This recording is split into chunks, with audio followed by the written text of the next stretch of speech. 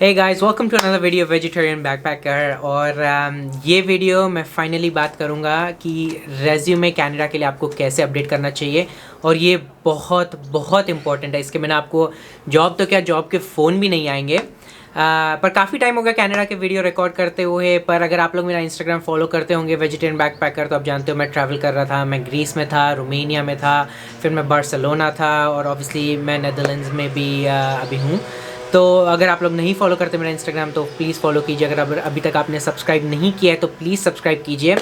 और ये वीडियो क्योंकि इतना इंपॉर्टेंट है, मैं एटलीस्ट आपको लोगों को प्लीज़ बोलूँगा कि एंड तक देखना। बहुत सारे पॉइंट्स ऐसे होते हैं, अपने को लगता है कि ठीक है कवर हो गए हैं पहले, अब मैं अपना बना लूँगा, पर बाद में बहुत सारे पॉइंट्स मिस आउट हो जाते हैं क्योंकि आप लोग वीडियो पूरा नहीं देखते हैं। तो प्लीज़ पूरा एंड तक देखना, आपके अच्छे के लिए, आपके भलाई के लिए, और आपके जॉब एफर्ट के लिए। अगर आप कनाडा मूव करोगे तो ये सबसे इम्पोर्टेंट पॉइंट है। तो सबसे पहले कि क्या हटाना चाहिए अपना, जो भी है अपना इंडियन, पाकिस्तानी, बांग्लादेश, अपने देसी रेज्यूमे से, राइट।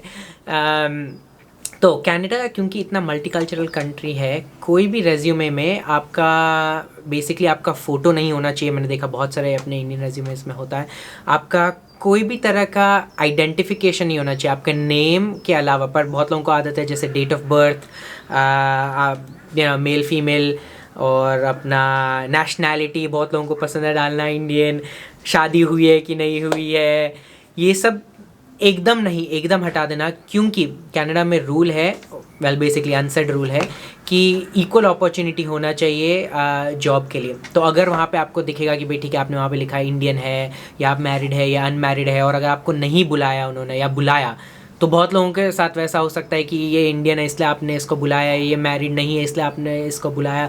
तो ये सब हटाने के लिए वहाँ पे मैंडेटरी रूल है, या नहीं मैंडेटरी, आपको कोई बोलने वाला नहीं है, पर ये सब चीज़ें नहीं होनी चाहिए। कोई भी तरह की पर्सनल इन्फॉर्मेशन नहीं होनी चाहिए सिवाय आपके नाम, एड्रेस और फ़ोन नंबर के। तो ये हमेशा याद रखना।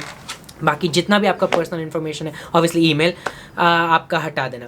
तो main name, phone number, email, address, बस यही 4 आपका पर्सनल इन्फॉर्मेशन होना चाहिए। ये सबसे इम्पोर्टेंट है कि आपका रेज्यूमे डायरेक्टली रिजेक्ट ना हो रेसिज्म के चक्कर में। सेकंड, मैंने बहुत सारे रेज्यूमेस देखे हैं कि लोगों ने उस पर थीसिस लिखा है, और इंक्लूडिंग मी, मतलब ये मैंने भी किया है। जब मैं खुद कनाडा आया था, मेरा रेज्यूमे इतना लंबा था, एक एक पॉइंट, मतलब 3-3 लाइंस, कोई उसका लिमिट ही नहीं है। पर वहाँ पे आप जैसे रेज्यूमेस देखोगे, आप जैसे बात करोगे लोगों से, बहुत क्लियर, बहुत कंसाइज होना चाहिए, यानी छोटा, टू द पॉइंट, एक लाइन जितना काफ़ी है। और ये मैंने बहुत एचआर से बात किया है कि अगर जब वो आप लोगों का रेज्यूमे देखते हैं, उनके पास 15 से लेके 30 सेकेंड्स है आपका रेज्यूमे देखने के लिए, बेसिकली एक ग्लांस। किसी को इंटरेस्ट नहीं है आपका ऐसे पढ़ने के लिए, अनफॉर्चुनेटली मुझे बोलना पड़ रहा है, बट किसी को उतना इंटरेस्ट नहीं है, ठीक है। क्योंकि उनके पास एप्लीकेशंस आते हैं हर एक जॉब के 100-200, चलो 50 भी मान लो, ठीक है। हर एक किसी को उतना काम पसंद करना नहीं है, मतलब पसंद नहीं है। दिन में उनके पास सपोज़ टोटल 10 जॉब्स ऑफर है, multiplied by suppose 50 applicants, 500 resumes per day, बहुत मुश्किल हो जाता है उनके लिए भी देखना, और ये उनके अलग कामों के अलावा। तो 15 सेकंड में अगर आप उनको इंटरेस्टिंग नहीं लगे तो आप आगे नहीं बढ़ोगे बेसिकली। तो हमेशा आप अपना रेज्यूमे बहुत काट दो। अब पॉइंट्स कैसे काटने के लिए ये मैं आपको समझाता हूँ। जैसे बहुत लोग लिखते हैं कि भाई सपोज़ आप मैनेजर हो, आप सपोज़ 3 लोगों को मैनेज करते हो, आप लिखोगे कि ठीक है मैनेजिंग 3 पीपल, और उनको मैंने ये काम दिया, और ऐसा किया, और वैसा किया। ये सब की ज़रूरत नहीं है। अगर आप मैनेजर हो तो ये सब कॉमन सेंस है कि आप अपने टीम को लीड कर रहे हो, आप अपना जो भी है XYZ डेली रूटीन कर रहे हो, आपको वहाँ पर डेली रूटीन डालने की ज़रूरत नहीं है। आपके अचीवमेंट्स क्या, आपने 200% टारगेट अचीवमेंट्स क्या, गुड इनफ, ये डालो। आपने 3 लोगों को लीड किया, ठीक है, I led a strategic sales team of 3, end of story. अब किसी को इंटरेस्ट नहीं है आप उनको डे टू डे क्या काम करते थे, कि आपको बोलते थे भैया ठीक है तू ये सोसाइटी में जा, ये एरिया में जा, ईस्ट कर, वेस्ट कर, कोई इंटरेस्ट नहीं। ये सब आप इंटरव्यू में बोलेगा। उनको मालूम है कि अगर आप ठीक है, आप सेल्स टीम मैनेज कर रहे हो, सेल्स लोग कहीं ना कहीं जा रहे हैं, वो सेल्स परफॉर्म कर रहे हैं, वो सब है। तो आपका रेज्यूमे प्लीज़ देखिए, उसको कैसे शॉर्ट कर सकते हो जितना हो सके। जितना मुझे लोगों ने बोला है कि एक पेज पे आपका रेज्यूमे आना चाहिए, बेसिकली 1 पेज। 2 पेज तभी अगर आपके पास उतना रेलिवेंट एक्सपीरियंस है कि बेसिकली कि ठीक है आपने 3 या 4 जॉब बदले हैं तो मैं समझ सकता हूँ। पर अगर आप new out of business school हो या आपने सिर्फ 2 जॉब किए हैं, मैं तो इतना तक बोलूँगा ऑलमोस्ट 3 तक किए हैं, तो आप 1 पेज पे आप समा सकते हो आपके रेज्यूमे में। तो एक चीज़ मैंने जैसे नोटिस की है, ये मैं कोशिश करूँगा स्क्रीनशॉट डालने की, अगर हो सके तो नहीं है तो थोड़ा आप इमेजिनेशन या आपको गूगल इमेज सर्च करना पड़ेगा। जैसे रेज्यूमे आप स्ट्रेट फॉर्मेट में बनाओगे तो थोड़ा लेंदी हो जाता है। आप एक पेज को ब्रेक करोगे, लेफ्ट साइड में पर्सनल इन्फॉर्मेशन डालोगे, थोड़ा आपका जैसा मैंने बताया एक छोटा सा अबाउट मी 3 लाइन का कि भाई ठीक है I am an MBA with 7 years of work experience in this ख़त्म। मतलब और ऑब्वियसली 1-2 लाइन आप ऐड कर सकते हो उसमें, पर छोटा सा अबाउट मी, उसके नीचे आपका नेम इन्फॉर्मेशन, छोटा सा अबाउट मी, उसके नीचे आप डाल सकते हो आपके स्किल्स क्या हैं। एक होता है पर्सनल स्किल्स, एक होता है प्रोफेशनल स्किल्स। तो प्रोफेशनल स्किल्स जैसे मैं मार्केटिंग में आप लिख सकते हो, सपोज हो गया product development, product life cycle, marketing strategy. और पर्सनल स्किल्स में आप लिख सकते हो कि ठीक है यूर फ्लेक्सिबल, कम्युनिकेटिव, जो आपको लिखना है, जो आपके पर्सनल स्किल्स है। तो यहाँ पे 2 आ गए। और तीसरा मैं आपको बोलूँगा लैंग्वेजेस डालने के लिए कि आप क्या लैंग्वेजेस में, बहुत लोग क्योंकि वहाँ पे इंडियन पॉपुलेशन इतना है, या आप जो भी आप लैंग्वेजेस बोलते हो ज़रूर डालिए, चाहे आपका रीजनल से रीजनल लैंग्वेज क्यों ना हो, पर आप डाल सकते हो। एटलीस्ट यूज़ नहीं आए पर उनको मालूम है कि आपके पास उतना ब्रेन पावर है कि आप उतने लैंग्वेजेस अंडरस्टैंड कर सकते हो। तो बहुत इंपॉर्टेंट है वो डालना। चौथा मैं एटलीस्ट बोलूँगा 4th पॉइंट कि अगर आप क्रिएटिव फील्ड में हो तो आप अपना रेज्यूमे थोड़ा ग्लैमरस बना सकते हो, थोड़ा कलर्स के साथ, थोड़ा क्रिएटिविटी आप दिखा सकते हो क्योंकि आप उस फील्ड में हो। अगर आप एकदम प्रोफेशनल फील्ड में हो तो मैं रेकमेंड नहीं करूँगा, हालांकि आप थोड़े कलर्स यूज़ कर सकते हो। जैसे मैं लैंग्वेजेस के लिए मैंने क्या किया, मैंने 5 बार्स किए क्योंकि यूजुअली लैंग्वेजेस में A1, A2, B1, B2, C1, C2 6 होते हैं, मैंने 5 पकड़ के ठीक है 5 छोटे सर्कल्स किए हैं। जैसे मेरा इंग्लिश फ्लुएंट है तो मैंने ऑल 5 सर्कल्स छोटे ब्लू सर्कल्स किए हैं, तो थोड़ा एटलीस्ट आई कैचिंग आपका रेज्यूमे दिखता है। बाकी पूरा रेज्यूमे ब्लैक एंड ग्रे है, पर वो थोड़ा कोई अगर देखे आपका रेज्यूमे तो थोड़ा आई कैचिंग अगर HR 15 से 30 सेकेंड आपका रेज्यूमे देखता है तो 15 की जगह एटलीस्ट आपका 30 सेकेंड दिखेगा रेज्यूमे। तो थोड़ा बहुत आप यूज़ कर सकते हो कलर्स, ऐसा नहीं कि आप अंडरलाइन में दूसरा कलर्स यूज़ करो, ये करो, पर आप थोड़ा बहुत क्रिएटिव आप बन सकते हो आपके रेज्यूमे के हिसाब से। पर इसका कोई फिक्स आंसर नहीं है कि आप एक सेटिंग में आपका रेज्यूमे परफेक्ट करोगे, क्योंकि जैसे जैसे आप उसको मॉडिफाई करोगे, जैसे मुझे अभी भी याद है, मुझे 3 सेटिंग लगे, मैंने एक रेटेशन बनाया, मैंने बोला यार ये अब परफेक्ट है, फिर थोड़े टाइम बाद मुझे रियलाइज़ हुआ नहीं यार मैं ये भी डाल सकता हूँ, वो भी डाल सकता हूँ, क्योंकि मैं दूसरी जगह सर्च कर रहा था या जॉब ऑफर देख रहा था, थोड़े बहुत पॉइंट्स वहाँ से लेके अपने जॉब को कैसे आप कितना अच्छी तरह से सुधार सकते हो आपने एक पॉइंट को, वो मैं देख के मुझे फाइनली जाके एटलीस्ट 3 वर्जन 3 लगे मुझे बनाने के लिए।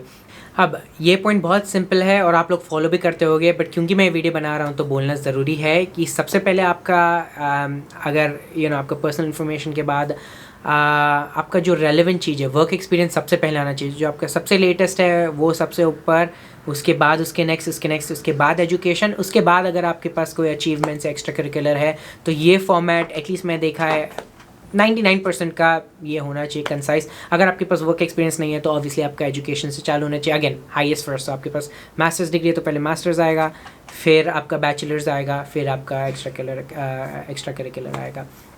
अब एक और बहुत इंपॉर्टेंट पॉइंट है रेज्यूमे के लिए जो है कीवर्ड्स। ये बहुत लोग बोलते हैं पर इसका मतलब ये नहीं कि आप जितना हो सके उतना में ठूस दो। आपके वो रेलेवेंट होना चाहिए आपके लिए। सेंटेंस फॉर्मेशन आपका हमेशा देखिए कि आपका इंग्लिश करेक्ट है कि नहीं। ऐसा नहीं कि आप कीवर्ड्स डालने के लिए बस आप डालते जा रहे हो। आपका 100% कीवर्ड्स होना ज़रूरी नहीं है, पर अगर आपके पास से 80% भी है, 85% भी है काफ़ी है, 70% भी है काफ़ी है, पर एटलीस्ट आपका इंग्लिश ठीक होना चाहिए, राइट। और जिसको कीवर्ड्स के बारे में मालूम नहीं है तो जैसे कीवर्ड्स क्या होंगे, प्रोडक्ट लाइफ साइकिल, राइट, क्योंकि अगर आप प्रोडक्ट मैनेजर हो तो आपने ठीक है एक पूरा प्रोडक्ट का लाइफ साइकिल किया तो ये एक कीवर्ड हो जाता है, राइट। न्यू प्रोडक्ट डेवलपमेंट, अगर आपने बहुत सारे चीज़ ग्रो किया है तो ग्रोथ हैकिंग, ये एक नया वर्ड है, ठीक है। तो ये आप कर सकते हो, ठीक है, responsible for growth hacking basically. और फिर आप डाल सकते हो कि भाई ठीक है 100% ग्रोथ या जो भी आपको डालना है, बट ये थोड़े बहुत कीवर्ड्स हो सकते हैं। और ये आपको कहाँ से मिलेंगे, जैसे मैंने आपको बोला मैं वर्जन 3 रेज्यूमे कैसा है अब बहुत सारे जब जॉब एप्लीकेशंस देखोगे लोग अप्लाई करते रहते हैं, उसको थोड़ा पढ़िए। आप पढ़ोगे तो वहाँ पे आपको बहुत अच्छी तरह से फॉर्मुलेटेड सेंटेंसेस मिलेंगे जो आप अपने एक्सपीरियंस के लिए भी यूज़ कर सकते हैं। तो ये एक एटलीस्ट मैंने एक आइडिया यूज़ किया था, तो आप भी ये यूज़ कर सकते हैं, तो बहुत इंपॉर्टेंट है। और फाइनल पॉइंट मैं बोलूँगा, रेज्यूमे में आप झूठ मत बोलिए। एग्जैजरेट सब लोग करते हैं, ठीक है, मैंने किया है, आपने किया है, सब ने किया है, मेरे मैनेजर ने किया है, उसके बॉस ने किया है, वो ठीक है। पर अगर आप ब्लेटेंट झूठ बोलोगे कि भाई ठीक है, आप सपोज़ मार्केटिंग और आपने कभी डिजिटल किया नहीं, आप बोलोगे ठीक है मैं एसईओ, मैं डिजिटल, मैं सब कुछ कर सकता हूँ, और फिर आपको कॉल आएगा सपोज़ डिजिटल मैनेजर पोजीशन के लिए, और आप बोलोगे कि ठीक है, और वो सवाल पूछते हैं, ठीक है, केस स्टडीज़ होते हैं, सवाल पूछते हैं, और अगर आपके पास आंसर्स नहीं है तो बहुत सारे कंपनीज़ में क्या होता है कि अगर आपको उस कंपनी से एक बार इंटरव्यू कॉल आया और आप रिजेक्टेड हो गए तो एटलीस्ट नेक्स्ट 6 मंथ्स या 12 मंथ्स के लिए आपको सेम कंपनी से कॉल नहीं आएगा। ये बहुत लोग बोलते हैं सामने से, बहुत लोग नहीं बोलते, और कुछ जगह एप्लीकेबल नहीं है, पर आप अपने खुद के चांसेस कम कर रहे हो दूसरे जॉब अपॉर्चुनिटीज़ के लिए सेम कंपनी में जहाँ पे आपका वर्क एक्सपीरियंस एक्चुअली रेलिवेंट होगा। तो प्लीज़ झूठ मत बोलिए, थोड़ा एग्जैजरेशन कोई प्रॉब्लम नहीं है, कहीं ना कहीं तो आपको दिखाना पड़ेगा ना कि ठीक है आप दूसरों से बेटर है, कोई इशू नहीं है। बहुत लोग आपका रेफरेंसेस चेक करते हैं कंपनीज में, एटलीस्ट बोलते हैं करेंगे, मेरे टाइम पे किया नहीं था, बहुत लोग बगैर बोले करते हैं। तो अगर आप जॉब छोड़ रहे हो, या आई नो ये रेज्यूमे से इंपॉर्टेंट नहीं है, पर क्योंकि मेरे अभी दिमाग में आया तो प्लीज़ समझिए, अगर आप जॉब छोड़ रहे हो, आपका जो भी खुन्नस वगैरह होएगा नहीं निकालना, ठीक है, जॉब छोड़ो, आगे बढ़ो। क्योंकि अगर आप इंडिया से भी जा रहे हो, अगर एक ईमेल लगता है कॉन्टैक्ट किया, और अगर आपके बॉस ने आपका स्टोरी कोलैबोरेट नहीं किया, या फिर आपकी हेल्प नहीं की और कुछ ना कुछ फालतू लिखा, तो ये आपके चांसेस के लिए ख़राब होएगा। तो मैं जानता हूँ बहुत लोगों को बहुत सारा खुन्नस है अपने बॉसेस से, बट वो एटलीस्ट दूर रखिए, क्योंकि आप रेज्यूमे में अगर रेफरेंसेस डालोगे, जैसे मैंने डाला था, मैंने अभी डाला है, इनिशियली नहीं डाला था, पर वो रीच आउट कर सकते हैं। तो ये एटलीस्ट सारे इंपॉर्टेंट पॉइंट्स हैं मेरे हिसाब से रेज्यूमे के लिए। और आप अगर 10 जगह पे जाओगे, ऑनेस्टली अगर आप अपना रेज्यूमे बनाओगे, आप 10 जगह के पास जाओगे, 10 अलग लोग आपको बोलेंगे अच्छा ये सेंटेंस ऐसे कर सकते हो, ये वैसे कर सकते हो। At the end of the day exact science नहीं है ये, तो आप अपने हिसाब से करो, पर पॉइंट्स जो है मेन चीज़ याद रखना, हर एचआर के पास सिर्फ 15 से 30 सेकेंड्स है। पर्सनल इन्फॉर्मेशन बहुत लिमिटेड रखना, जैसे मैंने आपको बताया स्टार्ट ऑफ द वीडियो में, पॉइंट्स छोटे, straight to the point, 1 line होगा जितना उतना beneficial. Try to keep it to 1 page, नहीं है अगर आपके पास उतना एक्सपीरियंस है तो ठीक है 2 पेज जाएगा तो ठीक है, पर जितना हो सके उतना शॉर्ट रखिए, उतना ब्रीफ रखिए, और थोड़ा क्रिएटिविटी आप दिखा सकते हो आपके रेज्यूमे में। बट अगर आपके पास अगेन और कोई क्वेश्चंस है तो प्लीज़ आप कमेंट सेक्शन में लिखिए, और मैं और भी कनाडा के वीडियोस बनाऊंगा। नेक्स्ट मुझे इंटरव्यू के लिए वीडियोस बनाने हैं, जॉब कैसे ढूंढना है उसके लिए वीडियो बनाने हैं। मैंने ऑलरेडी बनाया था पैकिंग लिस्ट क्या करना है, बट कनाडा में जाके एटलीस्ट जाके इनिशियल सपोज फर्स्ट 5 थिंग्स क्या करने होते हैं, बैंक कैसे ढूंढना होता है, कौन सा अच्छा है, क्या सिम कार्ड है, उसके लिए भी मैं बनाऊँगा। तो बहुत सारे वीडियोज़ आने वाले हैं, तो प्लीज़ सब्सक्राइब कीजिए, और नेक्स्ट वीडियो का इंतज़ार करना। कोई कमेंट्स हो तो प्लीज़ डालना, लाइक बटन दबाना, और इंस्टाग्राम मेरा फॉलो कीजिए। मैं बहुत ट्रैवल करता हूँ, ऑब्वियसली मेरे ट्रैवल वीडियोस भी देखना प्लीज़। मैं जानता हूँ सबको कनाडा में बहुत इंटरेस्ट है, बट जिसको एटलीस्ट कोई इंडियन ट्रैवल में या हिंदी में वीडियोस फॉरेन देखने का शौक है तो प्लीज़ आप वो भी देख सकते हैं। बट होपफुली ये आपके वीडियो काम आए, और थैंक यू फॉर वॉचिंग।